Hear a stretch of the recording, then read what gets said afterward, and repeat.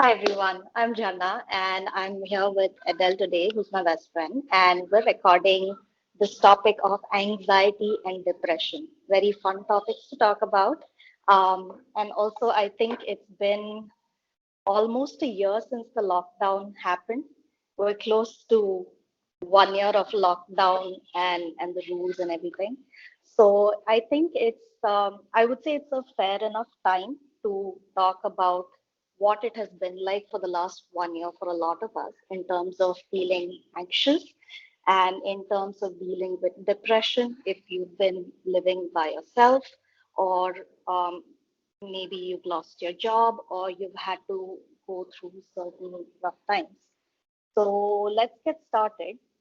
And Adele, Yeah, so how has the last year been for you? Have you had any insight into understanding anxiety if you've dealt with it or understanding depression in this past 1 year or otherwise?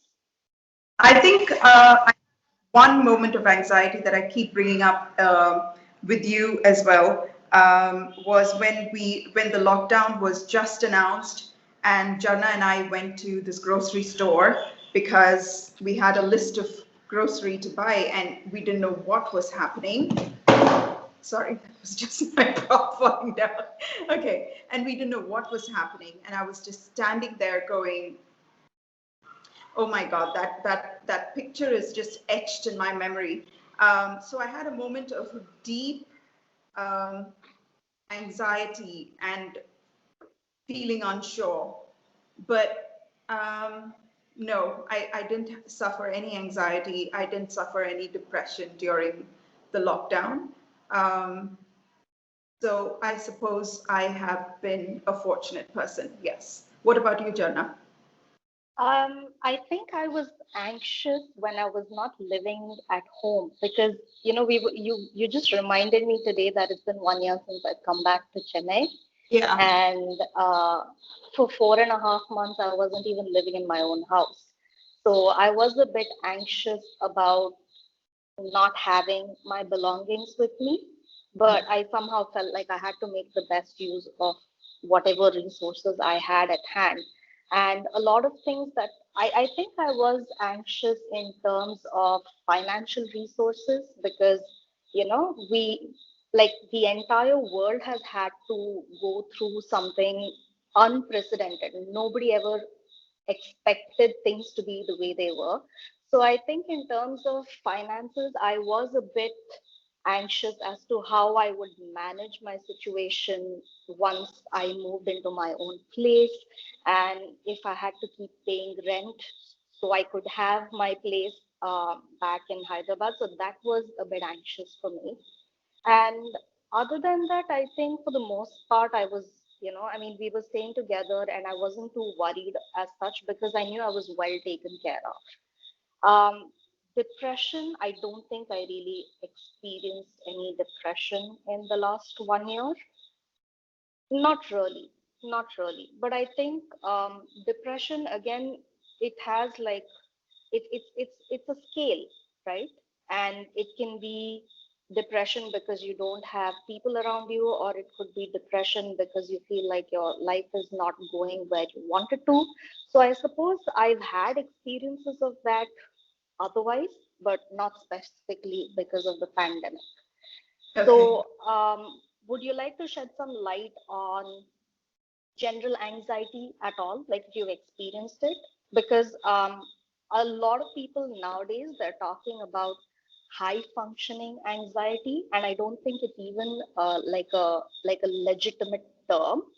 But is that something you've ever experienced? Because I think I do sometimes. Right. I think all of us, to be honest, are aiming to be high functioning anxiety people in Hmm. this day and age, simply because it is like I'm a high functioning depressive, I'm a high functioning, stressed out person. These are things as if people, I think a lot of people wear it as a mantle almost to say that in spite of these odds, I'm Hmm. still, my performance, my output is still on par with somebody who is not suffering from anxiety or not suffering from depression. Mm, So I think it's used as almost like a compliment, a humble brag. mm, But I would shy away from diagnosing anybody with anxiety or using the word anxiety or depression mm, as a medical condition that somebody suffers from, unless it's been formally diagnosed by a psychiatrist. Yes, anxiety is an emotion that everybody is supposed to feel. Stress is an emotion all of us are supposed to feel. Sadness are emotions. These are all the spectrum of human emotions. These are all the emotions that make us who we are. And then there is, I'm at this day and age, I honestly do not know how people get diagnosed with anxiety or depression. Um, Simply because, and I'm so in awe of the psychiatrists who have to come to that diagnosis, because there are so many people who are willing to self-diagnose and come mm, with the premeditated conceptualization that they are a depressive or an anxiety, a person filled with anxiety or panic. Um, I would say just relax. If you truly believe that you are suffering from an emotion that is more inflated than the others, that is causing some sort of disruption of your life, or there is an emotion that you have to overcome every single second in order to lead a normal life, just go to somebody who studied emotions and studied how the mind works and get it formally diagnosed. For all we know, it could just be a thought disorder. Many people just have a tendency to think and overthink and be within themselves, and that can manifest as depression, or anxiety. So rest assured, I do not think as many people suffer from the formal disease of an anxiety disorder or depression as it seems to be in social media. I mm, think the good thing is the fact that we say those words demystifies it and makes it accessible to everyone. On the flip side, though, everybody has anxiety disorder. You're not just anxious, you just have anxiety disorder. You're not just panicking a little bit, you have a panic attack.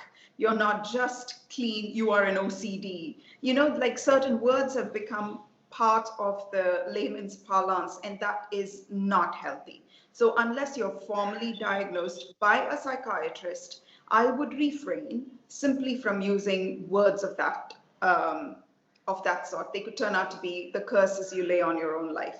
So that's just a word of caution. This is what I have to say. What about you, mm. Janna? I think, like you said, most people have they do not differentiate between feeling anxious and actually having anxiety, feeling sad or feeling grief and actually being depressed, right?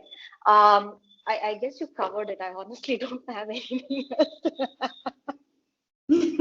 Right. But having said that, I would also recommend, even if you don't need to go to a psychiatrist, have a therapy session. Therapy is so much Mm, more accessible now than it ever was before. And there yeah. is always, the remote teleconsultation. Uh-huh. Speak to a psychologist. Um, and then have a kind of a formal diagnosis. If you cannot afford something like that, there are so many questionnaires that you can fill online to find out what your status of Mm-hmm. mind. And this shouldn't be some sort of a vanity exercise. It should not be an exercise in futility. Oh, I just want to diagnose something. Mm. Then what? Because Because you're just intellectualizing the whole concept of it without actually doing any work on it. yeah, don't do this just so you could tell people, oh, I'm under so much of stress, so much of tension. It doesn't bring anything into your life. It doesn't bring it's there is no solution to what you're diagnosed for yourself. If you've come to a formal diagnosis of anxiety, I would again refrain from, or depression, whichever it is, a psychologist has diagnosed you. I would refrain from talking about it too much with everybody you come across. And number two, no self-medication. Please don't turn to alcohol. Please don't turn to drugs. Please don't turn to even over-the-counter medication to numb off whatever it is that you're feeling. None of us will sit around with a gangrenous foot saying that, oh, it's not hurting me, but well enough to warrant a consultation with a doctor.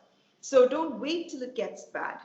When, as and when you feel that you are not working, you're not pumping with all cylinders, don't get used to working at half pace. Don't get used to being sick.